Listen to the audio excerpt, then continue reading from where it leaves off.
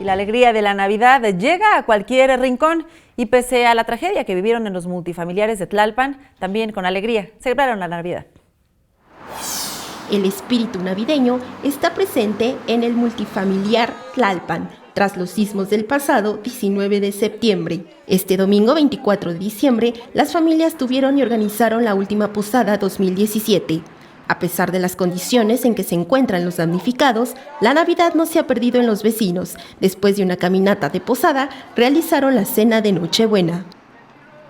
Que se va a ir caminando desde aquí de multifamiliar Tlalpan, todo lo que es Tasqueña, y se va a regresar otra vez por Miguel Ángel para regresar otra vez aquí al multifamiliar Tlalpan.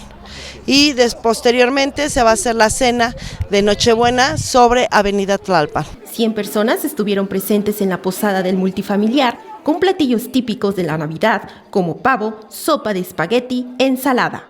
Esta convivencia también han servido a tener una gran unión en los damnificados y gracias a las donaciones que han recibido por familiares y amigos, cumplirán su cena navideña en familia. Bueno, pues echarle muchas ganas y seguir adelante y como se dice el dicho, al mal tiempo buena cara. Y una sonrisa y arriba corazones, y seguir luchando por lo que es nuestro. Feliz Navidad y los mejores deseos para toda la gente y pues hay que seguir luchando y de verdad que tengan un excelente corazón y que sean humildes, para ante todo ser humildes con la gente y dar lo que tenemos nosotros, repartirlo a toda la gente.